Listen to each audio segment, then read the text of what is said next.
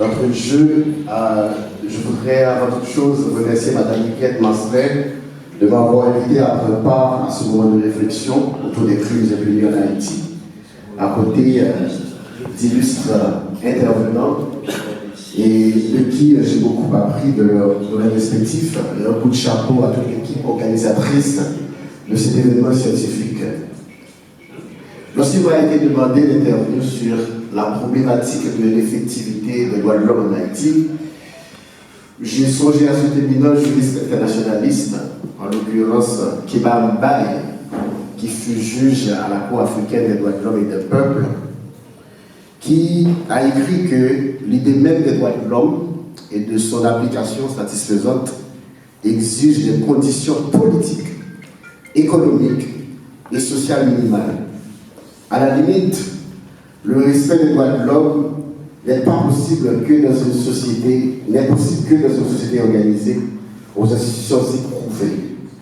C'est ce qui fait que Karel de Vassac, lui, il disait que les droits de l'homme procèdent directement de l'aménagement des institutions politiques. Il se trouve donc dans une dépendance étroite par rapport au régime de la société prise comme tout. Dans le cadre de notre intervention, nous tenterons dans un premier temps de présenter les institutions en Haïti qui œuvrent dans le domaine des droits de l'homme, d'une part, et dans un second temps, nous tenterons de présenter le positionnement d'Haïti par rapport aux normes conventionnelles existantes, que ce soit au niveau de l'OEA, que ce soit au niveau de l'Organisation des Nations Unies, et enfin questionner l'effectivité même des droits de l'homme en Haïti. Est-ce qu'on peut parler à l'heure actuelle de la question de l'effectivité des droits de l'homme en Haïti? Et à ce titre, 3 questions constituent le pilier de notre intervention. C'est d'abord comment Haïti, terre de liberté, Haïti qui s'est consacré comme étant une terre d'asile, Haïti qui s'est positionné dans une conception libérale des droits de l'homme, s'organise pour protéger ses droits. Et dans quelle mesure peut-on parler effectivement d'effectivité de la protection des droits de l'homme en Haïti? Et dans le contexte actuel, que faire pour que les droits de l'homme soient effectifs en Haïti? Rapidement, je peux me permettre de citer certaines institutions qui œuvrent dans cette question en termes de mode d'organisation en Haïti. On peut prendre à titre d'exemple l'OPC, l'Institut du bien-être social et de recherche, le secrétariat d'État pour l'intégration des personnes handicapées, le ministère de l'Environnement, l'Office national de la migration, le ministère aux conditions féminines et aux droits des femmes. Donc ça, c'est en fait des institutions qui ont le droit d'intervenir dans la question des droits de l'homme. Parce que n'oubliez pas que nous avons pris des engagements sur le plan international et ces engagements suivant notre constitution sont d'application directe au niveau de notre droit interne. Donc Haïti se doit de respecter l'ensemble des engagements pris à l'échelle régionale, que ce soit au niveau de l'OEA, et à l'échelle universelle, que ce soit au niveau de l'Organisation des Nations Unies, afin de réaliser les droits de l'homme sur son territoire. Quant à l'application de ces normes, Haïti a pris part à un instrument fondamental qui a posé les jalons de la protection internationale des droits de l'homme dans le cadre du système international, en l'occurrence la Déclaration universelle des droits de l'homme. Et souvenez-vous qu'à l'époque, René Cassin, qui était membre de la Commission des droits de l'homme des Nations Unies, c'est lui qui eut à donner lecture de cette déclaration au palais de Chaillot à Paris.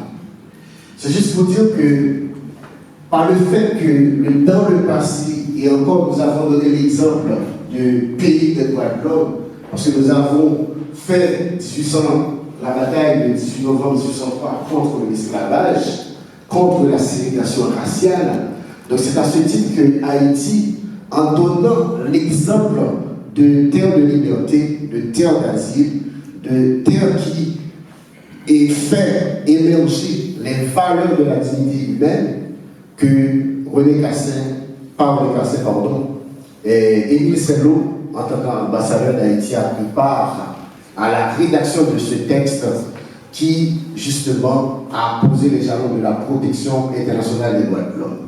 Et c'est ce qui fait que Haïti est l'un des rares pays à intégrer dans sa constitution la Déclaration universelle des droits de l'homme en lui accordant une valeur constitutionnelle.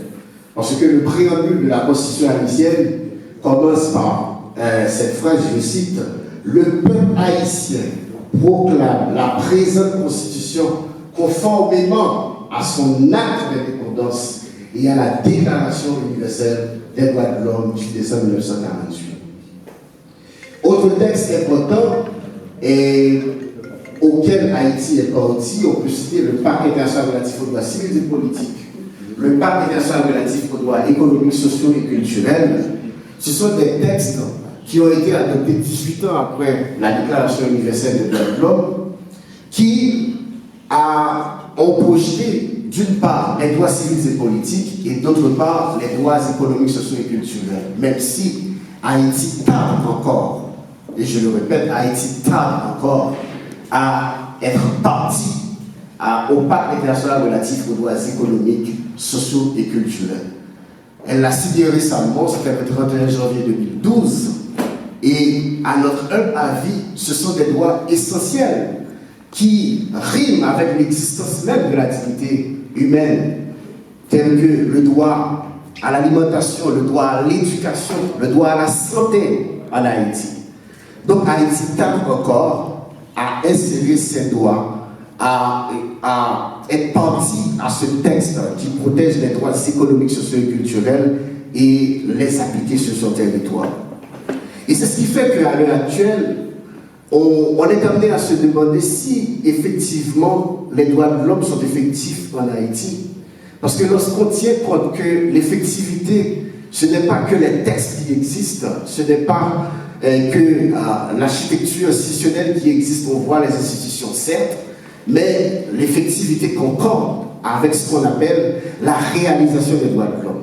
Et c'est ce qui fait que dans cette effectivité, il y a une trilogie, à savoir l'actionnabilité des droits de l'homme, la faisabilité des droits de l'homme et la réalisation des droits de l'homme.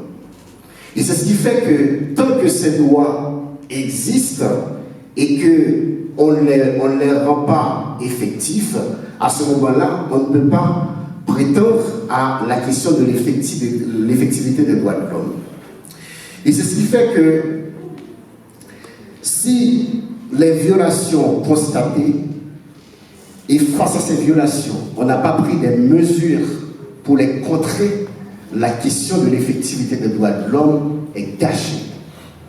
Et hélas, c'est ce constat en Haïti, de nombreuses violations des droits de l'homme à l'heure actuelle où Haïti, à notre humble avis, est un failed state, c'est-à-dire un État failli, où les institutions existent que par des bâtiments, etc., des choses qu'on voit, mais dans l'efficacité, dans l'effectivité de ces droits, on est amené à se demander est-ce que réellement, au vu de ce qui se passe, les droits de l'homme existent en Haïti.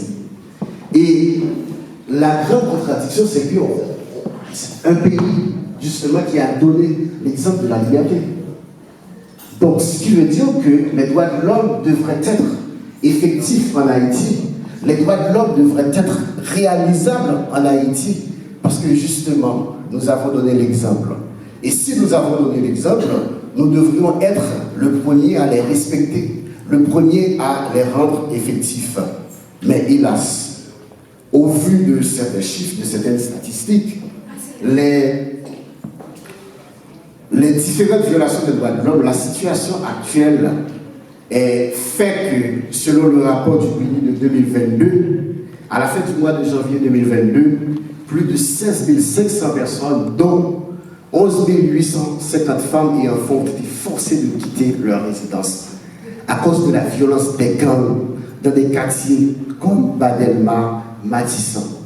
Et à l'heure actuelle, moi j'ai lu beaucoup d'articles et je peux me permettre de citer une amie à moi, Nancy Rob, qui est en train de rédiger tout un ensemble d'articles sur les viols et les viols collectifs en Haïti.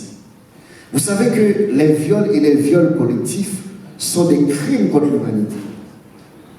Et le constat, c'est que beaucoup de filles, beaucoup de fillettes, beaucoup de femmes ont été violées. Et le constat, c'est que l'État n'arrive pas justement à rendre justice aux victimes. Et cette ineffectivité même des droits de l'homme, par le fait que sur le plan judiciaire, il n'y a pas des actions concrètes pour que les victimes soient réparées, prouve encore l'efficacité de l'État, ou du moins la défaillance de l'État en Haïti. S'il n'y a pas un système judiciaire assez fort, par devant qui les victimes peuvent faire valoir leurs droits et que les coupables soient jugés et punis, de quelle effectivité vous me parlez? Et si le tableau est aussi sombre, le constat, il est bien réel, et au vu de ce qui a été projeté dans le cadre du documentaire, vous avez vu en fait les différentes violations de ces droits qui ont été commises dans le passé. Eh bien, et ça perpétue encore, ça démontre quelque part que Haïti c'est un État failli. Et que faire par rapport à tout ça? Si Haïti c'est un État failli, c'est-à-dire un État qui n'est pas en mesure d'assurer la question de l'effectivité des droits de l'homme, un État qui n'est pas en mesure de respecter les engagements internationaux pris dans le cadre des conventions signées et ratifiées, à ce moment-là, l'avenir de l'effectivité, ou plus encore, l'avenir des droits de l'homme est compromis.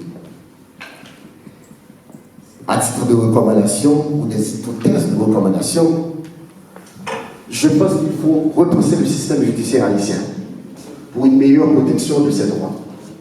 Il faut faire les droits de l'homme à l'heure actuelle un outil de pérennisation de la construction de la paix en Haïti. Il faut impliquer des entreprises dans la construction de la paix en Haïti de concert avec l'État et la société civile. Il faut la création d'un grand conseil scientifique national séquencé en plusieurs commissions dont la mission fondamentale est de penser la construction ou la reconstruction d'Haïti en accordant une place de choix aux conditions de l'existence de l'être haïtien, ou plus encore à l'effectivité des droits de l'homme. Parce que la question de l'effectivité des droits de l'homme est tributaire du développement.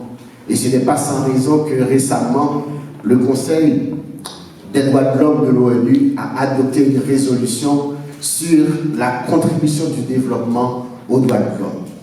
Et dans tout ça, nous avons tous un rôle à jouer en tant que citoyens haïtiens. Nous avons tous le droit d'apporter notre contribution parce que nous serons les premiers bénéficiaires. Et c'est ce qui me permet de conclure pour dire que les droits de l'homme, ce sont des droits que nous possédons tous. Leur effectivité dépend de nos actions. Leur effectivité dépend d'un État qui est un État de droit, d'un État qui priorise ses droits, d'un État qui respecte les engagements conventionnels pris, d'un État qui se respecte et d'un État qui veut vraiment s'impliquer de manière concrète pour que ces droits soient réalisables, pour que ces droits soient protégés pour le bien de tous. Sur ce, je vous remercie de votre attention. Merci. Et Monsieur Cher Monfort, juriste, donc je crois que le public déjà commence à être satisfait par rapport à cette volée. Donc nous allons faire place tout de suite à Monsieur professeur géographe et M. Théodate. C'est lui maintenant qui va prendre la parole pour son intervention.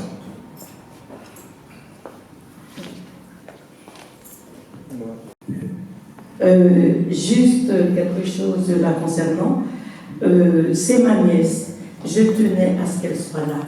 Parce que pour moi, comme vient de dire le professeur Théodate, les jeunes haïtiens, ce sont eux qui représentent l'avenir du pays. Alors quand on a des jeunes, elle n'a que 19 ans, Elle est en sciences politiques à l'université de Villetaneuse et vous allez voir sa réflexion. Et quand on a des jeunes, même dans n'importe quel pays, qui commencent déjà à réfléchir sur la situation qu'on connaît tous en Haïti, qui est si catastrophique. Donc j'ai trouvé que c'était un exemple à vous montrer aujourd'hui pour vous dire peut-être qu'il y a encore un peu d'espoir avec les jeunes haïtiens. Merci. Bonjour à tous et à toutes. Mon nom c'est Naama Sylvestre. Ma mère m'a demandé d'insister sur son nom de famille. Sylvestre Sylvain. Je viens vous parler aujourd'hui d'un concept normalement de la philosophie, mais vraiment utilisé en sciences politiques. D'ailleurs développé par une politologue, journaliste juive qu'on appelle Hannah Arendt. Alors, le concept apparaît sur sa plume dans un livre intitulé Eichmann à Jérusalem. Je rappelle qu'Eichmann est un responsable nazi qui était chargé de penser et d'exécuter le génocide des Juifs. En fait, ce concept, c'est la banalité du mal. Je vous demanderai de prêter attention parce que c'est un peu complexe à expliquer. Et si vous ne prêtez pas attention, vous risquez de penser que par là, elle veut dire que le mal est banal, mais ce n'est pas du tout ça. Donc, prenez garde et soyez attentifs. Alors, il n'est pas affecté par les actes qu'il a commis. Il refusait de juger la valeur morale et de leurs conséquences. Si on fait le parallèle avec notre situation en Haïti, parce qu'on est là pour ça, le cas qui se rapproche plus du concept d'Hannah Arendt, c'est le régime autoritaire des Duvalier, plus particulièrement de Papadoc, et qui prenait même des allures de totalitarisme. En recontextualisme, le 22 septembre 1957, François Duvalier est élu président de la République. Mais contrairement aux attentes des militaires qui ont appuyé sa candidature, le petit médecin effacé, sans grande personnalité, qui pensait pouvoir manipuler assez aisément, se révèle être un homme de fer. Et c'est même assez effrayant de se rendre compte à quel point on peut calquer le schéma, le constat d'Hannah Arendt sur le cas haïtien. Intéressons-nous au tonton Macoute, parce que c'est le cœur même de l'analyse d'Arendt. C'était des volontaires. Le vrai nom de cette milice, tonton Macoute, volontaire de la sécurité nationale. C'était une milice paramilitaire sur laquelle Duvalier s'appuyait pour semer la terreur. Cet tonton Macoute croyait en la légitimité des ordres de Duvalier et de son idéologie noiriste, prétendant favoriser une espèce et une masse populaire en noir au détriment de méchants, entre guillemets, mulâtres. La banalité du mal d'Arendt repose sur un constat. Eichmann était un homme ordinaire. Les tontons Macoute, qui avaient ce pouvoir de vie ou de mort sur la population haïtienne, étaient des hommes ordinaires. C'était des pères, c'était des frères, c'était des cousins. Ce n'étaient pas des criminels notoires, pas de fonctionnaires puissants, pas de dérangés, de déséquilibrés mentaux, ordinaires, vous et moi. Mais comment des hommes aussi ordinaires arrivaient à commettre des crimes aussi atroces? Pour rappel, on rappelle le Fort Dimanche de son surnom Folle en mort, où 60 000 personnes ont été amenées et assassinées. D'ailleurs, Patrick Lemoine, qui a écrit un livre, et c'est un rescapé de cet enfer, il témoigne de quelle manière ses camarades de cellule ont été assassinés, torturés, et même certains sont morts d'inanition de mauvais traitements, etc. Le terme banalité du mal ne sert pas à minimiser les crimes commis. Il sert à démontrer que ces crimes sont commis avec une facilité effrayante. La banalité du mal, ce concept philosophique, est d'une grande importance car il pose la possibilité de l'inhumer en chacun de nous. Le crime est commis dans de telles circonstances que les individus n'ont pas conscience qu'ils font le mal. C'est un principe de destruction de la personnalité morale. Les individus se retrouvent à faire toute référence individuelle aux notions bien et mal. Cet endoctrinement de l'idéologie noiriste de François Duvalier est tel que jusqu'à présent, des individus, et j'en connais, évoquent cette période avec une espèce de nostalgie aberrante. C'était mieux avant, si c'était sous Duvalier, les baillots pas comme ça, pas bien gang, oui, mais t'es tout en macoute. Donc, c'est assez effrayant. Et je vais citer un diplomate italien, son nom est Giacomo Casanova. Il dit « L'homme est un animal qui ne peut être endoctriné que par la cruelle expérience. » L'endoctrinement duvalieriste est soutenu par cette terreur, a tellement été bien maîtrisé que jusqu'à présent, il dure encore. Cette destruction de la personnalité morale se poursuit cependant. Aucune idéologie connue, ni obéissance à un chef charismatique. Et pourtant, les gangs de nos jours semblent redéfinir le mot cruel. On a affaire à un nihilisme absolu, rejet de toute forme d'humiliation publique, des viols collectifs, mutilation de cadavres. C'est le rapport au mal qui change complètement, qui devient banal. Tuer devient un acte du quotidien. Il perd son caractère d'extraordinaire. Je peux illustrer avec... c'est pareil. Il tue et 3 secondes après, il s'oublie. Ça n'a plus rien d'un acte extraordinaire, inimaginable, impensable. C'est tout à fait normal, c'est tout à fait banal. Et ça pose un double problème parce que la population devient de moins en moins sensible à ces cadavres dans les rues, aux morts, aux assassinats. Et ça va créer une boucle. Plus pour les gens, c'est moins grave de tuer, et donc plus probable pour eux de rejoindre les gangs et de faire pareil. Et enfin, c'est toute la population qui va se mettre à agir de la même façon. Et sans s'en rendre compte, on va finir par redevenir comme nous. Et plus on s'éloigne des repères moraux, plus les crimes deviennent de plus en plus cruels. Il m'a paru important de parler de ce concept, car il permet une piste d'éclaircissement sur la nature de nombreux crimes commis en Haïti. Car dans un claquement de doigts, l'humain bascule vers cette noirceur indéfinissable. Et je tenais aussi à parler de ce concept comme mise en garde. On a tendance en Haïti à minimiser les discours haineux. Mais au moment même où l'autre perd son caractère de semblable, on désigne l'autre différemment de nous, on peut tout faire. On peut le tuer, on peut le torturer, ça n'aura aucune importance parce qu'il est différent de nous, il n'est pas comme nous.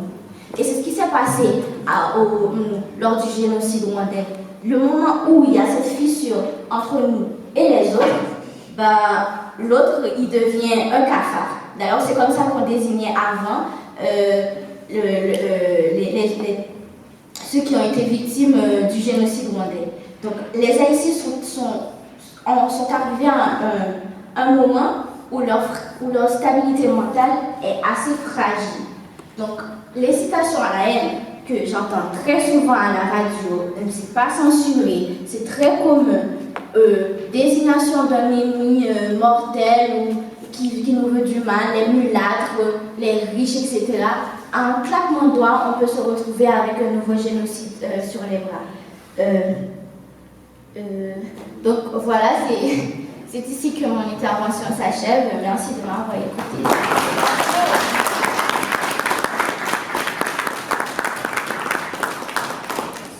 Merci, Nahama. Merci. Donc, c'est pas encore. On va faire attendre, mais je crois qu'on va passer avec M. Dodli, qui nous attend depuis la Suisse.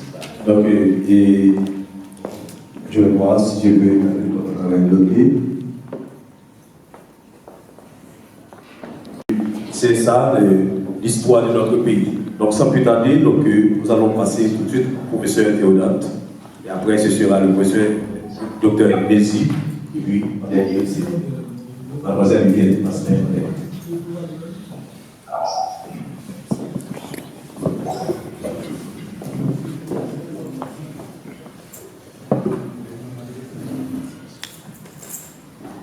Bonsoir et merci Huguette d'avoir eu l'idée de cette causée.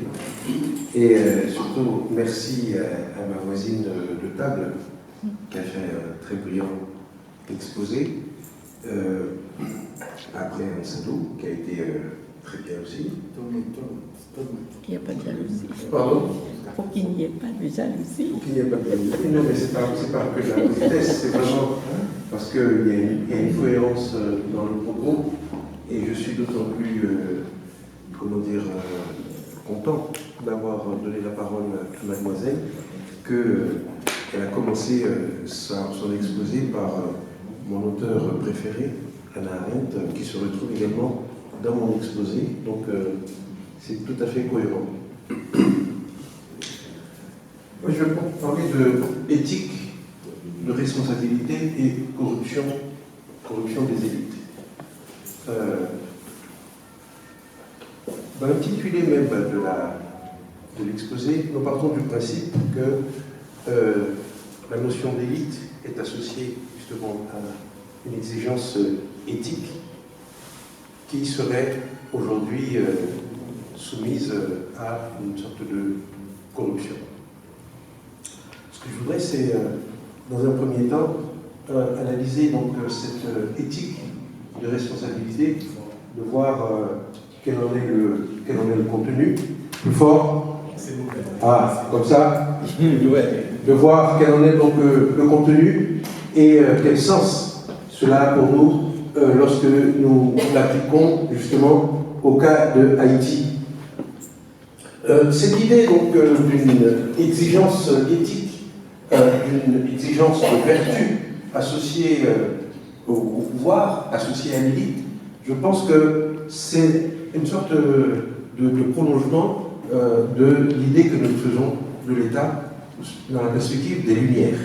C'est-à-dire, en fait, une élite investie d'une éthique de responsabilité, c'est le reflet même, je dirais, du pouvoir tel que les philosophes des Lumières se l'imaginent, et ceci en renouant avec une tradition antique, en fait, qui remonte à la République de Platon, dans laquelle justement Platon passe en revue les différents types de pouvoir et où il arrive à cette conclusion que la meilleure forme de pouvoir, c'est la République, avec à sa tête, bien entendu, le philosophe, réputé donc le sage, celui qui, par son expérience, par son savoir, est capable de brider en quelque sorte les passions. Je pense que cette conception donc, de l'élite investie d'une vertu traverse comme un fil rouge l'histoire moderne et se retrouve chez nous, par exemple en Haïti, avec ce texte magnifique de Jean Brespars, La vocation de l'élite, où il encourage justement cette élite à prendre sa tâche historique au sérieux pour en quelque sorte guider le peuple. Là encore, on voit qu'on est encore dans le filage de la métaphore de la caverne de Platon. Donc, éclairé, qui va chercher la lumière et qui apporte pour partager avec le reste. Et c'est aussi cette même conception que l'on trouve dans toute la démarche révolutionnaire communiste, bolchevique en particulier, avec l'idée léniniste, donc de la nécessité d'une élite, d'un petit groupe, d'un parti qui justement donne le ton au reste de la population.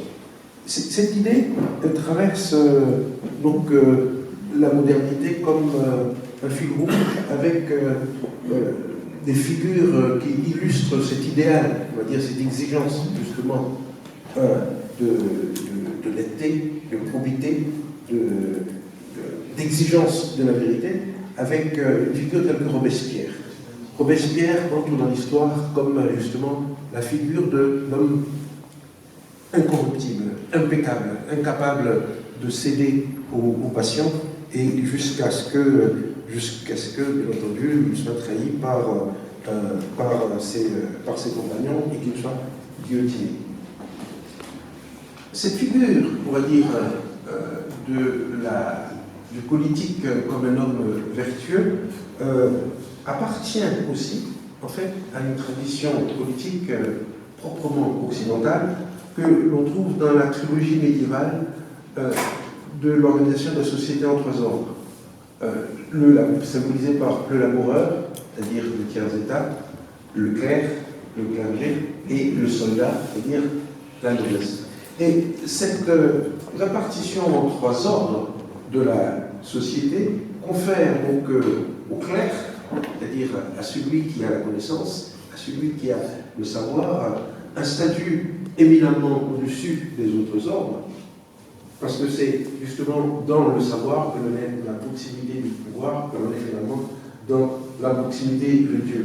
Et cette répartition des prérogatives dans l'ordre médiéval se retrouve en fait dans la plupart des sociétés occidentales, y compris esclavagistes, y compris dans l'ordre colonial, ce qui nous donne donc du clair, l'idée donc d'un sacerdoce presque christique, c'est-à-dire que l'homme politique doit être à la fois tempérant, humble, honnête, amoureux de la vérité, amoureux de la vérité, etc. Et c'est précisément ce que l'intellectuel français Julien Banda, en 1927, critique dans ce qu'il appelle la trahison des clercs, au moment où, justement, dans l'entre-deux-guerres, on voit des intellectuels, en quelque sorte, déroger de leur statut d'observateur critique de la l'époque pour, au contraire, devenir communiste, devenir fasciste, et donc endosser des idéologies qui sont largement entachées d'intoxication. Cette vision, cette mission presque sacrée de l'intellectuel, du politique, en quelque sorte, se trouve définitivement déconsidérée, là je suis d'accord avec le modèle, par l'épisode de la Seconde Guerre mondiale. Et c'est là que Hannah Arendt, avant même le procès d'Ekman, dans la crise de la culture et dans Conditions de l'homme moderne, que je vous invite également à lire, pose justement la question de la mort de la tradition, la fin de la tradition et le passage à une époque où les concepts modernes de progrès, de tradition, de foi dans l'humanité, etc., sont radicalement démentis par la réalité de la Shoah, par la réalité de relations éminemment cyniques entre les hommes et surtout par l'imminence, on va dire, de la guerre, de la bombe, avec la capacité enfin acquise par les hommes de non seulement transformer le vivant, mais de définitivement faire disparaître la planète. Et Hannah Arendt, et vous avez parfaitement raison d'insister sur le sens de la notion de banalité du mal. Ce n'est pas que le mal soit banal en soi, mais c'est que le mal est tellement omniprésent qu'il finit par passer pour la normalité et à être commis dans un état de totale insensibilité par les hommes. Et c'est donc ce tournant que l'on peut considérer aujourd'hui de post-moderne, c'est-à-dire avec l'idée que les concepts que la modernité avait institués comme des notions sacrées, la foi dans le progrès, la foi dans l'humanité et l'espérance d'un avenir meilleur pour l'humanité, tout cela se trouve radicalement déconsidéré et démenti par l'évolution. Et j'aborde la dernière partie de mon exposé pour dire qu'au-delà de cette crise de la culture, nous sommes obligés aussi de considérer que cette crise de la culture, qui est d'abord une crise des élites, se traduit aujourd'hui par ce que le philosophe Marcel Gauchet appelle le désenchantement général, désenchantement du monde, c'est-à-dire ce qui était avant l'apanage des élites, le doute quant à l'existence de Dieu, le doute quant à la véracité de la science, etc.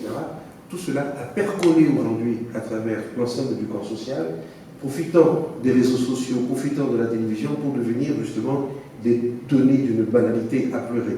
Au sens qu'aujourd'hui, nous sommes face à une sorte de généralisation de l'arrogance, à travers ce que le philosophe camerounais Achille Mbembe appelle le brutalisme. Nous entrons aujourd'hui dans une ère où la prime à la vulgarité est telle que ce n'est plus la vérité, ce n'est plus la recherche du beau, ce n'est plus la recherche du vrai, ce n'est plus l'obsession du progrès qui font avancer désormais le monde, mais une conception purement égoïste de l'intérêt particulier, une vision qui privilégie au contraire le discours de haine et toutes les pulsions de mort, les passions mutilantes qui sont capables justement de donner un avantage comparatif à certains, c'est à ce stade que nous sommes arrivés aujourd'hui.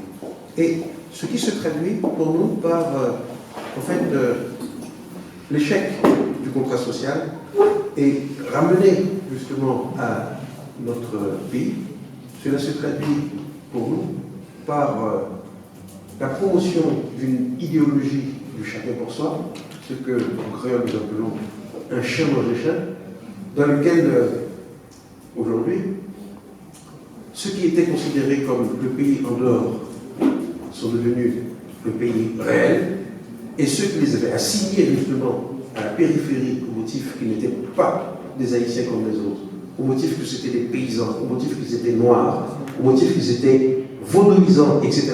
Tous les éléments de stigmatisation de la catégorie la plus pauvre d'Haïti, eh bien, c'est précisément cette revanche que nous connaissons.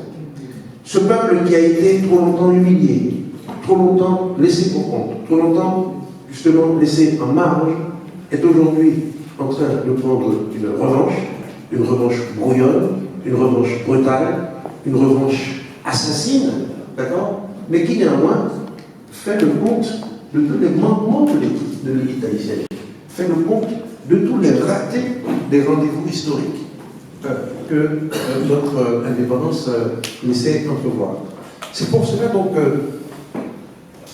je conclurai pour dire qu'au-delà de la corruption des élites, aujourd'hui nous avons affaire à une production de masse pour dire que les valeurs qui étaient autrefois les éléments d'ancrage de la société haïtienne qui permettaient justement, face à la déliquescence de l'État, de maintenir vivant espoir dans ce pays, ces valeurs sont aujourd'hui définitivement corrompues. Corrompues par l'activité des gangsters, corrompues par la publicité un peu bling-bling de l'argent facile et corrompues surtout par l'idée qu'il n'y a plus de possibilité d'un vivre ensemble dans ce pays et cette dépersonnalisation dont parlait tout à l'heure de Clé, qui fait que nous considérons qu'il faut absolument confier l'avenir de ce pays à l'étranger parce que nous en avons perdu les rênes. C'est dire par conséquent que, bien au-delà de la corruption des élites, nous avons affaire aujourd'hui à une corruption systémique où dégager pas péché, où d'agir pour sortir, où il y a un dernier proverbe haïtien que je trouve encore plus terrible, qui dit « Qui met les tiques à gang ou chien ?» C'est-à-dire que les gangsters se comportent aujourd'hui comme des tiques sur le cadavre d'un chien mort. Et même dans les situations les plus critiques, il y aura toujours quelque chose à pomper sur ce cadavre. Et c'est ça, le désastre haïtien.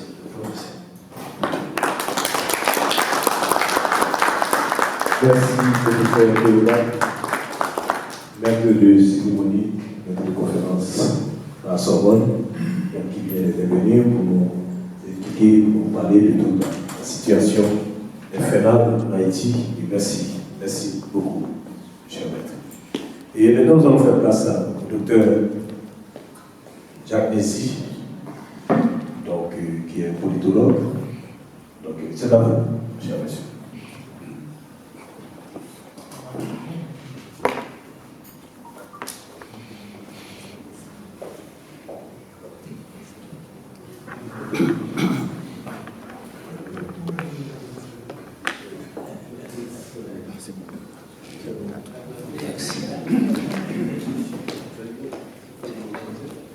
Merci Wilson, merci et Guette Marcelin d'avoir organisé cet événement. Je salue tous les amis qui sont présents, qui ont fait le déplacement dans la salle. Je remercie également les intervenants qui m'ont précédé pour leur qualité de leur présentation. J'insiste sur les remerciements à Guette Marcelin. Je pense qu'elle a tenté de choisir un prétexte en convoquant cette rencontre, parce que ça fait quelques mois qu'elle essaye de donner une suite aux travaux qui ont été engagés par l'association Haïti Plus Juste quelques amis autour de la corruption et notamment de l'affaire Petro-Caribé.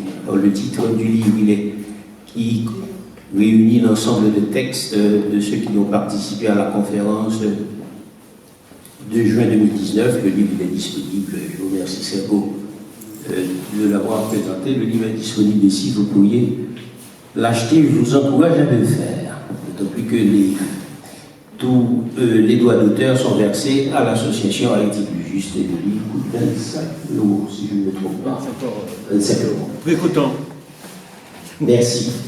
Alors, le thème que j'avais proposé, le sujet Haïti post-Duvalier, de l'impunité à une politique de co-construction d'une justice transitionnelle. Alors, pourquoi j'ai choisi la période d'après Duvalier? Parce qu'étant donné que Huguette a proposé de comprendre l'impunité, le champ dans lequel se développe cette pathologie haïtienne qui ne date pas de Duvalier, mais j'ai tenté de réfléchir notamment après Duvalier, parce que Duvalier symbolisait même l'impunité, parce que comme vous le savez, ça a été souligné tout à l'heure, c'est un régime totalitaire, tous les pouvoirs étendus appartenaient à Duvalier, et les autres pouvoirs accessoires, c'est-à-dire la justice, le Parlement, étaient confondus et c'est Duvalier qui les contrôlait. Rien qu'un chiffre, on parle de 30 000 à 50 000 assassinats et exécutions et sous Duvalier. Et ce chiffre, il n'est pas exhaustif puisqu'on sait très bien qu'il y a eu divers lieux de torture. Caserne des Salines, il y avait aussi Fort Dimanche, et ensuite les différents bureaux de préfecture, sans compter les tontons macoutes, qui avaient aussi leurs quartiers généraux dans les provinces, et dans les différents lieux à Port-au-Prince où l'on exécute, où l'on torture. Donc le nombre de 30 000 à 50 000 est loin du compte. Mais ça, c'est une première considération. Donc après le départ des Duvalier, les Haïtiens souhaitaient donc demander des comptes, donc mettre fin à l'impunité. Et l'impunité, comme je le disais tout à l'heure, c'était la caractéristique principale de Duvalier, et qu'après le départ de Duvalier, donc les Haïtiens souhaitaient instituer un système judiciaire où non seulement l'on pourrait châtier les tontons macoutes, puisqu'il faut le rappeler qu'il y a l'article 291 déjà sur le plan administratif qui les excluait de toute participation politique, notamment les ailés. Mais à partir de 1986, la libéralisation politique s'est accompagnée de l'expression des libertés, de l'affirmation d'un certain nombre de droits. Il y a beaucoup de manifestations, des sit-ins, des grèves qui réclamaient justice. Alors, c'est vrai, il y a eu quelques procès, on peut les reprocher, mais pour le caractère expéditif, tel le procès de Luc Désir en 1986 sous le Conseil général de gouvernement, le CNG, il y a eu le procès du colonel Samuel Jérémy. En fait, on a tenté un petit peu de rendre justice, mais une justice entre guillemets, puisque les principaux tortionnaires du régime ont été aussi protégés. Il y en a qui ont pris la fuite, d'où la démission de Maître Gérard Goug au sein du Conseil national de gouvernement, quand il a assisté par exemple au départ de Thiboulet, qui fut un grand tortionnaire, et que sous le Conseil national de gouvernement on fait passer un ensemble de tortionnaires connus et que les petits automacoutes étaient livrés donc à la vindicte populaire. Et la troisième considération liminaire pour comprendre le thème que j'ai proposé, la justice transitionnelle. La justice transitionnelle, c'est un ensemble de mécanismes qui visent à rétablir la justice, notamment dans les sociétés qui ont connu des crises importantes, notamment Haïti.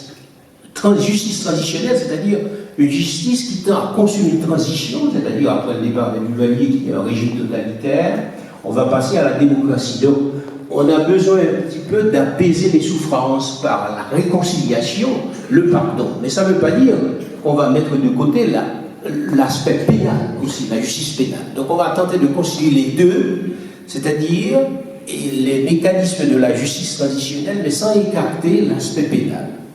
Alors, quels sont les objectifs de la justice traditionnelle? Donc, comme je vous le dis, c'est de réprimer les crimes commis et punir les auteurs, et en même temps prévenir la commission de nouveaux crimes et contribuer à la réconciliation, à la pacification de la société, à son apaisement. Faut-il bien que les bourreaux connaissent aussi leurs torts. Alors, il y a différents modèles de justice de transition, on ne va pas insister là-dessus. L'Afrique du Sud, c'est un modèle. D'ailleurs, Bill Clinton a convaincu Jean-Bertrand Aristide de rencontrer Nelson Mandela à l'époque pour que Nelson Mandela tente à convaincre Aristide de la nécessité de réconcilier avec les anciens bourreaux. Bon, on verra bien que cette réconciliation n'a pas eu lieu tout au moins. Alors, deux questions fondamentales que je pourrais soulever avec vous. Comment lutter contre l'impunité en s'appuyant sur la justice traditionnelle? Et la deuxième question, comment une politique de co-construction de justice traditionnelle peut-elle limiter l'impunité? Alors, quand je parle de co-construction, c'est-à-dire c'est la mobilisation de différents acteurs, c'est-à-dire l'État dont a parlé tout à l'heure cher enfant, l'État qui doit faire respecter les droits de l'homme, mais également la société civile, c'est-à-dire les organisations de défense des droits humains, non seulement la société civile locale, mais la société civile transnationale. Parce qu'on sait très bien qu'on vit à l'heure de la mondialisation et que les organisations de défense des droits humains travaillent ensemble, celle d'Haïti travaille avec celle des États-Unis, etc. Et puis il y a aussi les différentes organisations des Nations Unies. Donc tous ces différents acteurs vont se coaliser pour essayer de penser les plaies de cette impunité. D'où l'idée de co-construction, c'est-à-dire les gens se mettent ensemble pour apporter une réponse. Alors, quel bilan peut-on faire de cette justice traditionnelle? Il y a des éléments importants qui ont été remarqués. C'est la mise en place de la commission vérité. La commission vérité et réconciliation. Cette commission a été créée, placée sous la direction de Mme Françoise Boucard et placée sous la surveillance de 3 représentants de l'Organisation des États américains et l'Organisation des Nations Unies. Elle a été créée par arrêté présidentiel le 17 décembre 1994. On est donc au retour, après le retour de Jean-Bertrand Aristide en Haïti. Puisque Aristide est retourné en Haïti le 15 octobre 1994. Donc, Aristide, on verra tout à l'heure que cette idée de réconciliation n'est pas de lui, c'est imposé par l'administration américaine. C'est pourquoi tout à l'heure j'ai parlé de co-construction. Il n'y a pas que les Haïtiens qui, à marche forcée, ont adhéré à cette réconciliation, mais il y a aussi une pression des organisations internationales. Alors, l'un des alinéas de cet arrêté de justice, c'est d'établir globalement la vérité sur les plus graves violations des droits de l'homme commises entre le 29 septembre 1991 et le 15 octobre 1994 à l'intérieur et à l'extérieur du pays. Alors, pour ceux qui ne savent pas, cet arrêté par le 29 septembre 1991, c'est la date du coup d'État organisé aussi par Raoul Cédras et Michel François et consorts. Et ensuite, et le 15 octobre 1994, c'est la date de retour en Haïti de Jean-Bertrand Aristide. Trois tâches de la commission très rapidement. Son mandat s'étend à l'égard des femmes qui ont été persécutées en raison de leurs motifs politiques, ainsi que l'existence de groupes armés illégaux, paramilitaires ou de personnes agissant en toute impunité. Puisque vous savez qu'il y a eu le groupe FRA, dirigé par Emmanuel Constant, Toto Constant, qui châtiait, qui assassinait les Haïtiens qui étaient partisans de Jean-Bertrand Aristide. La deuxième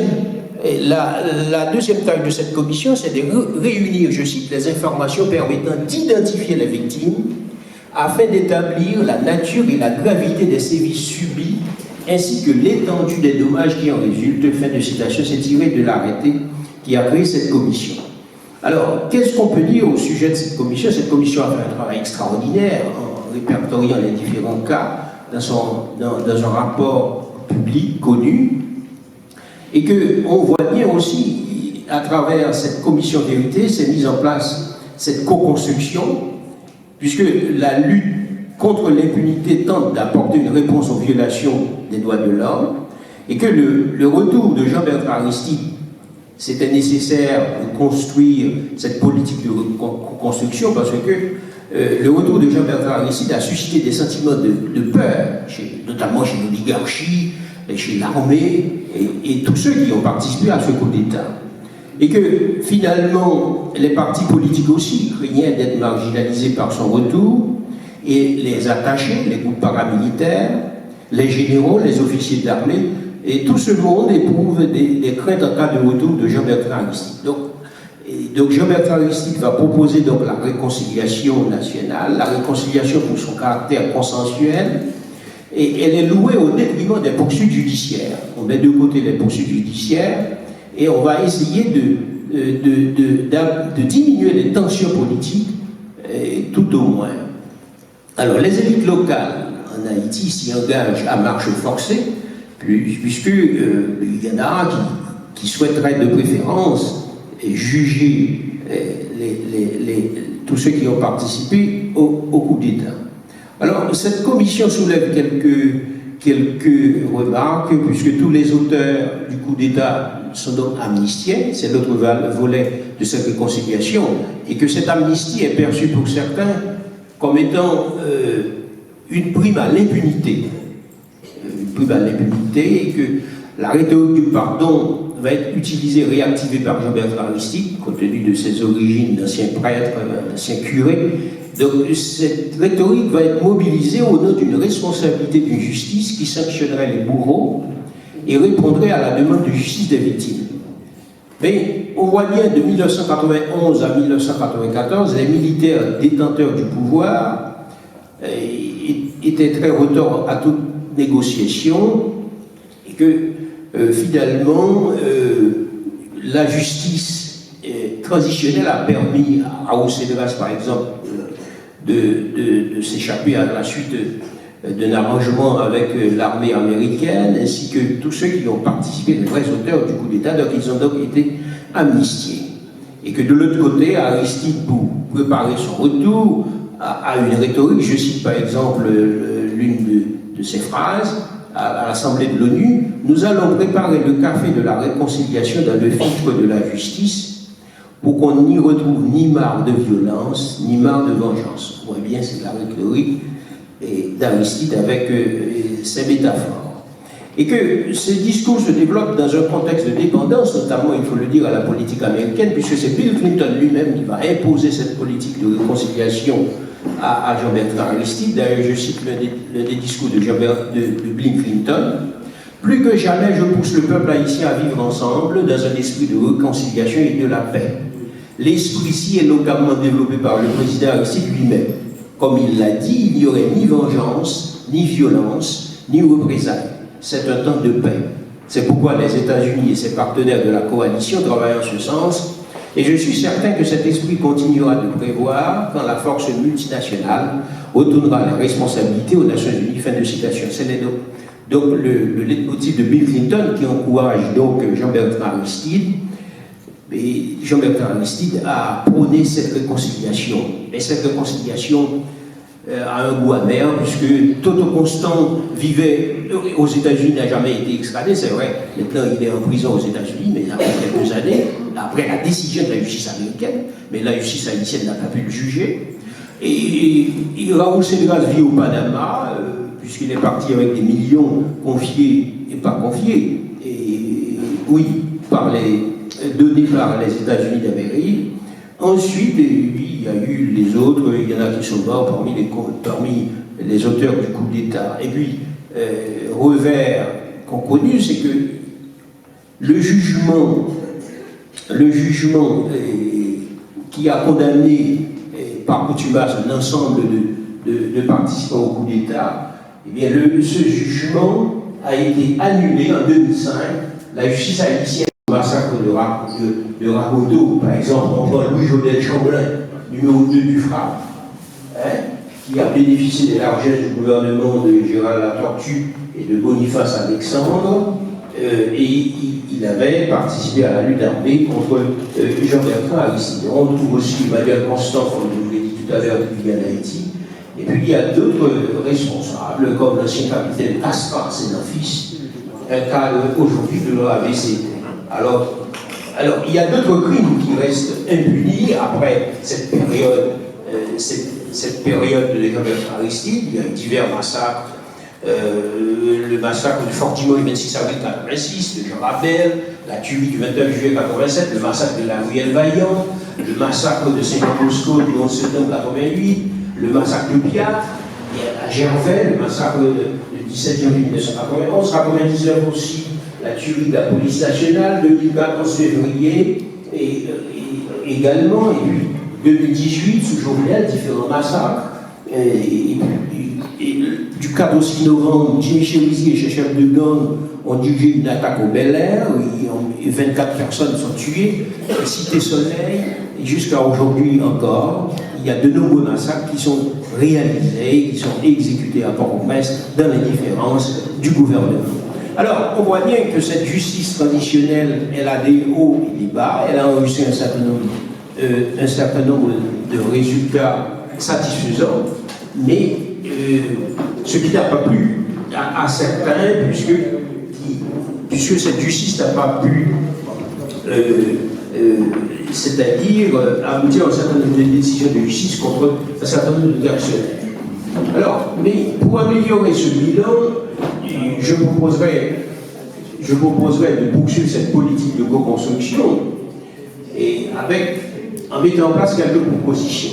Il faudrait d'abord, de mon point de vue, construire un État juridique, c'est-à-dire un État de paix et qui prenne en compte l'union des Haïtiens. Il faudrait rééduquer également les détenteurs de la puissance publique. Ensuite, il faudrait la volonté et la coopération des partenaires internationaux, puisque cette justice et cette fin d'impunité, elle ne peut pas être obtenue que par les Haïtiens. Il faut aussi la coopération des acteurs de la communauté internationale. Par exemple, on se rappelle comment Jean-Claude Duvalier a bénéficié de l'appui, par exemple, du gouvernement Mitterrand-Chirac et également de la coopération, de la connivence même de l'État haïtien, puisque jusqu'à aujourd'hui, il y a des fonds qui sont gelés dans les banques de Suisse, et que, étant donné que c'est l'État spolié qui est détenteur des informations qui doivent établir la vérité, or cet État spolié, en l'occurrence Haïti, n'a jamais fourni des preuves pour montrer que ces fonds ont été volés. Donc ces fonds restent donc confisqués par la Banque de Suisse et ne peuvent être restitués. Donc il faut la coopération des États internationaux. Il faut aussi des autorités nationales qui décident de la mise sur l'agenda de la lutte contre l'impunité. On a vu Jean-Claude Duvalier rentrer en Haïti, pour autant il n'a pas pu être condamné de son vivant, faute d'un État volontariste et engagé en vue d'un procès. Et ensuite, il faut aussi entretenir la mémoire à travers des programmes d'éducation et de protection des lieux de mémoire. Fort Dimanche aujourd'hui est le lieu sinistre où des milliers d'Haïtiens sont morts, aujourd'hui, Fort Dimanche est complètement abandonné et comme pour effacer la mémoire de ce lieu sinistre. Et il n'y a aucune initiative qui soit prise pour réhabiliter Fort Dimanche comme un lieu de mémoire. Il faudrait aussi construire des programmes d'enseignement en vue de réformer le citoyen haïtien en s'inspirant du noble mensonge de la République de Platon, selon lequel il faut enseigner aux enfants qui sont nés de la terre ce qu'est leur cité, disait Platon. Il faut redéfinir aussi une association entre État, société civile, État, société civile locale, société civile internationale, au cœur d'un choix cosmopolitique, c'est-à-dire d'une vision politique où l'engagement du citoyen, l'engagement dont a parlé tout à l'heure d'Olivier Alexandre. Réformer la justice aussi, et Ansadou en a parlé tout à l'heure, cher enfant, réformer la justice, instaurer, et dans certains cas, un tribunal de jugement pour certains procès. Il faudrait aussi doter le code pénal d'un certain nombre de dispositions juridiques, assurer son droit d'étage, faire en sorte que ce code pénal corresponde à un certain nombre de délits actuels. Développer la morale de la justice, l'adopter comme valeur dans les idées et des pratiques. Et pour conclure, je dirais qu'il faudrait donc que le laïcien accepte de soutenir les causes de ceux qui luttent contre cette impunité, avoir une sympathie, cette sympathie du spectateur. Et à chacun finalement de prendre sa responsabilité, de s'engager, ça a été rappelé tout à l'heure, et de ne pas accorder le pardon aux bourreaux arrogants. Merci.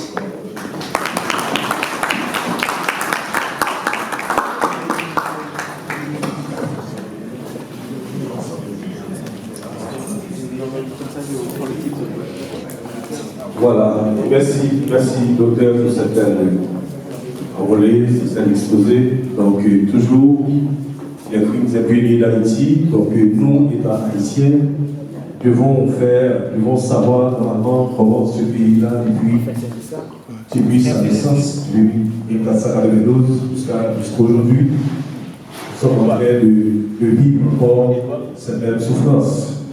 Donc nous avons un beau panel qui est là pour nous faire revivre encore, pour raconter cette histoire. Donc, sans plus tarder, nous allons directement en Haïti pour voir Jojo lui. Donc, Jojo, si vous nous écoutez, et il faut. Tant pis, mademoiselle, je te dis ça, laissez vous même café là.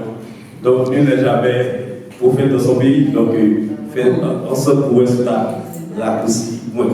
Merci. Mademoiselle Huguette, dans un applaudissement très fort pour moi, s'il vous plaît. Applaudissement pour mademoiselle Huguette. La parole, la militante. Merci. Merci beaucoup. Et puis j'en profite pour saluer donc, nos compatriotes qui nous écoutent d'un peu partout dans le monde, donc à partir des États-Unis, du Canada, Haïti. Et puis vous qui êtes là en présentiel, je vous remercie beaucoup parce que c'est à Saint-Denis, grâce à vous, donc je perds mes mots pour vous remercier. Donc j'apprécie beaucoup et au contraire, j'en profite pour vous dire, ce n'est qu'une première parce que nous méritons ça, que nous puissions nous rassembler pour parler des problèmes de notre pays. Parce que face à cette situation, c'est ce qui m'a poussé justement à vous inviter. D'ailleurs, je n'appellerai pas ça une invitation, je dirais plutôt un appel à mobilisation. Nous avons besoin de nous mobiliser, pas nous simplement dans la communauté haïtienne de France, mais toutes les communautés haïtiennes, que ce soit aux États-Unis, au Canada, au Chili, au Brésil, en République dominicaine, en Haïti, ici. Nous avons tous besoin de nous rassembler pour parler de nos problèmes, de nous mettre debout pour défendre enfin nos droits. Parce que quand j'ai vu ce film, c'est pour ça que je me suis dit, ah non, j'étais malade. Je me suis dit, mais c'est pas possible qu'un peuple puisse subir autant d'injustices, autant de crimes, et que tous ces crimes-là, que tous ces crimes-là soient restés impunis. Et puis, je voulais voir avec vous, pour que nous puissions comprendre pourquoi tous ces crimes sont restés impunis. Parce que pour moi, ce qui m'a énervé, ce qui m'a rendu malade, mais j'ai même eu peur de devenir folle quand j'ai vu ce film. Je me suis dit, c'est notre responsabilité également. Si nous avons laissé faire pendant un peu plus de 2 siècles, nous sommes responsables. Quand j'ai fait le premier spot publicitaire que j'ai envoyé, j'ai choisi exprès un petit commentaire de Martin Luther King, que tout le monde ici, dans cette salle connaît, ou même les gens qui nous écoutent, qui dit que quand nous gardons le silence devant les choses graves, donc nous sommes complices. Donc je voudrais qu'enfin, que les Haïtiens puissent comprendre que depuis 2 siècles, nous avons été complices de ces crimes. Nous avons été complices. Pourquoi? Parce que nous avons laissé faire. Il y a le professeur Théodate, Nahama, et même Onsadou qui a parlé des droits de l'homme en Haïti. Partout. Mais ça signifie quoi pour nous? Le droit des Haïtiens. Donc, tous les peuples peuvent avoir un système judiciaire pour défendre leur peuple, mais pas nous en Haïti. On peut commettre n'importe quel crime. Elle a parlé de la banalité du mal. Le mal est devenu tellement banal depuis le règne des gangs et même auparavant que des ministres, encore aujourd'hui, qui pensent qu'ils peuvent prendre le pays pendant des jours, laissent les cadavres dans les rues de Port-au-Prince. Ce sont, comment je pourrais dire, c'est-à-dire que sommes-nous retournés au temps des barbares? Parce que Haïti est l'un des membres fondateurs des Nations Unies. C'est ça le titre, moi, de mon intervention. Je voulais vous parler donc des procédures judiciaires internationales. Je vais être bref, mais je pense que je vais vous réinviter parce que les problèmes sont trop graves pour en parler uniquement pendant un soir. Il faut que nous prenions le temps de le faire. Et c'est ainsi que nous pouvons arriver à nous mobiliser et faire ce qu'il faut faire pour en finir. Et que quand on regarde ce film-là, et que ce journaliste canadien ou l'équipe de cette émission a pris le temps de faire cette rétrospective pour nous rappeler de tous ces crimes. Parce qu'en fin de compte, autre chose aussi qui fait que nous soyons complices, c'est que nous les Haïtiens, nous avons tendance à avoir la mémoire trop courte. Nous oublions trop vite ce qui s'est passé. Nous avons tendance à pardonner, je ne sais pas. Et dans cette banalité du mal, je disais que Haïti est membre fondateur de l'ONU. Même ça encore, comment on peut arriver à une telle déshumanisation qu'on laisse des cadavres pourrir dans les rues de Port-au-Prince? Il y a des enfants qui vont à l'école.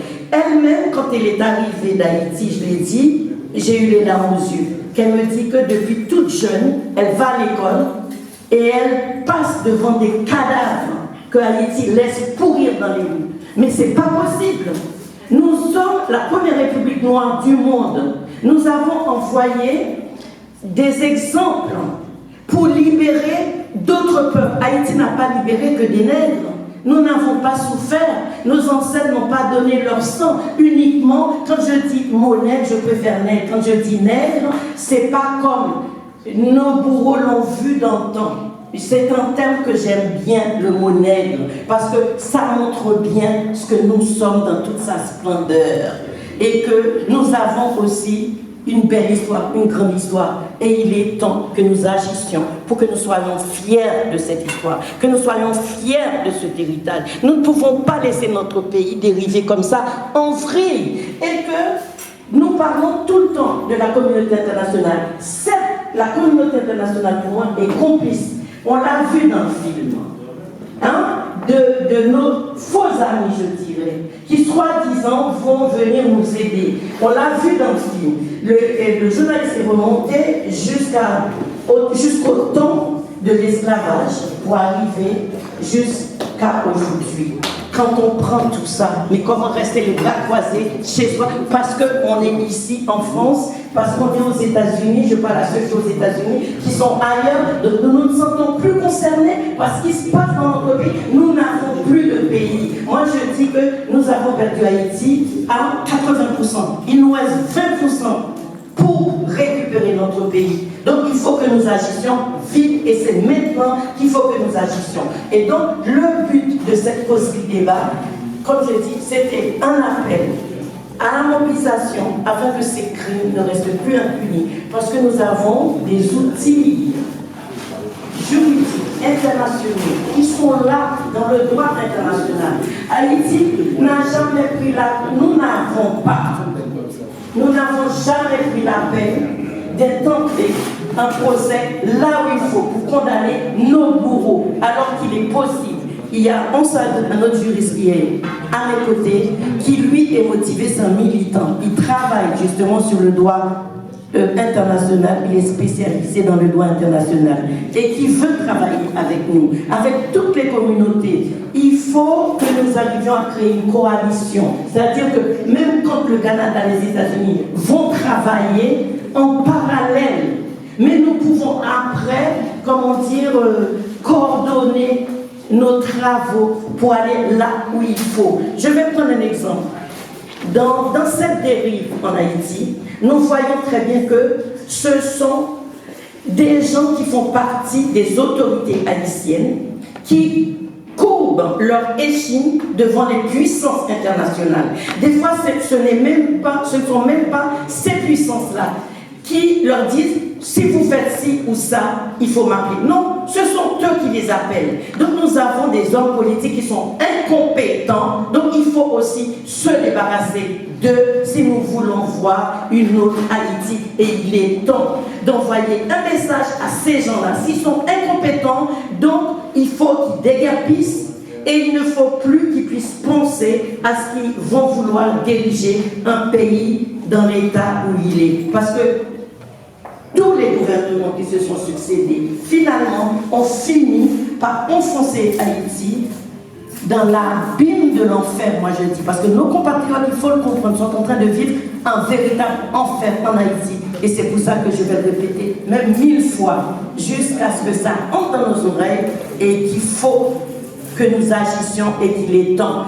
L'exemple que je pouvais prendre, je vais vous donner parce que comme je ne vais pas rester encore plus longtemps, pour que si je vous invite à en parler, je prendrai plus de temps à les étayer devant vous, ces outils internationaux qui sont là dans les conventions, que nous pouvons les utiliser pour envoyer un message à nos bourreaux et que ça suffit maintenant si nous arrivons à aller devant les instances internationales. Parce que pour l'instant, nous savons très bien que toutes nos institutions ont été détruites en Haïti. Nous n'avons plus d'institutions. Donc, l'institution judiciaire, c'est le docteur Jacques qui en a parlé tout à l'heure. Donc, il faut renforcer, bien sûr, ce système judiciaire. Mais pour l'instant, ce n'est pas le cas. Nous ne pouvons pas faire confiance à notre système judiciaire. Donc, il y a d'autres chemins qui peuvent nous emmener là où on veut aller, comme dit le proverbe, que les chemins mènent à Rome. L'exemple que je voulais dire, c'est pour finir, que dans ces procédures internationales, l'exemple que je veux prendre, il y a d'autres petits pays dans la Caraïbe qui ont subi des injustices et ils sont allés auprès de ces instances internationales et ils ont obtenu gain de cause. Je vais vous donner juste l'exemple du Costa Rica, petit pays dans la Caraïbe, qui a fait un procès aux États-Unis et ils ont pour l'exportation des bananes et des ananas et ils ont gagné. C'est pas parce que les États-Unis sont une puissance et que nous avons peur, nous tremblons, nous les laissons aussi faire en Haïti ce qu'ils veulent. Par exemple, l'autre exemple que je vais vous donner, dans la convention de l'OMC, dans les crimes impunis en Haïti, il y a même des petits crimes en Haïti. On pense que c'est banal, comme elle disait, que c'est rien. Le riz de la Tibonite qui a été détruit par l'accord de Aristide, un tout petit peu aussi avant avec Préval, pour que Clinton puisse, les paysans de l'Arkansas l'un des États les plus pauvres des États-Unis, puisse vendre leur riz en Haïti. C'est un crime contre le peuple haïtien. C'est strictement interdit dans la convention de l'OMC. Ça s'appelle du dumping commercial. Parce que le riz de l'Arkansas, c'est pas pour rien qu'il a détruit le riz de la Tibonite. Parce que le riz de l'Arkansas, il est vendu moins cher qu'en Arkansas. Et moins cher, c'est surtout ça que l'OMC condamne. Ce riz est vendu moins cher que le riz de l'Artibonite. Donc il n'y avait pas d'autre choix pour les paysans de l'Artibonite d'être en faillite, de ne plus pouvoir produire le riz. Ce qui fait qu'en Haïti aujourd'hui, nous vivons une auto-insuffisance alimentaire et ça ne dit rien à personne. Mais il faut bien comprendre, nous avons, je dirais, des milliers de problèmes à résoudre. Ces crimes, il y a les crimes liés à l'intégrité physique, comme a dit Ansadou, les viols des mineurs, et Ansadou a parlé des petites filles, mais il me semble aussi qu'on a parlé dans ces viols des mineurs, mais des petits garçons également, les petits garçons des rues. Donc, ces crimes, c'est des crimes atroces, même que ce soit lié à l'intégrité physique, ou même les crimes économiques dont a parlé Dodli, c'est aussi grave. Parce que pour vivre, il faut manger. Il faut pouvoir subvenir à ses besoins nécessaires pour vivre. Alors, Haïti, moi, je suis née en Haïti, je ne suis plus toute jeune, ça se voit. J'ai toujours appris, je suis du plateau central, Haïti était un pays agricole. Comment vous pouvez comprendre? Même si avec tout ça, nous avons vendu notre pays, comme je dis nous, parce que nous sommes complices de ceux qui ont fait ces crimes-là, puisque nous n'avons rien fait contre eux. Donc, nos paysans ne produisent plus rien. Je ne sais plus qui a parlé de ça tout à l'heure. Qu'on a dévalorisé la valeur de ce travail et qui est nécessaire à la vie. Sans paysans, que ce soit la France, quelle que soit la grande puissance, sans cultivateurs, il n'y a pas la vie. Alors je vous remercie. Je crois que j'avais prévu d'avoir plus de personnes, mais il y a beaucoup de personnes en ligne. Ce que je vais faire, je vais me permettre, dès que l'occasion va se représenter, de vous réinviter et on va en parler. Parce que le but, je vais terminer, le but principal même, c'est que nous puissions, comme l'a dit Joujou, de nous organiser autour d'une structure. Je ne cherche pas à être président comme Haïti, je ne cherche pas à aller pour présenter ma candidature, ni comme député, maire ou quoi que ce soit. Moi, ce que je voudrais, c'est de récupérer mon pays et que je ne sois plus honte de dire à qui que ce soit. Aujourd'hui, ce soir, et que je suis haïtienne, nous sommes la première république noire au monde et nous devons rester fiers de cette histoire qui est devenue universelle. Donc, il faut que nous travaillons pour ça, mais ensemble, parce que seul, je ne peux pas. Donc, j'ai besoin de vous tous. Merci beaucoup, merci à tout le monde qui m'a écouté. Et voilà, merci.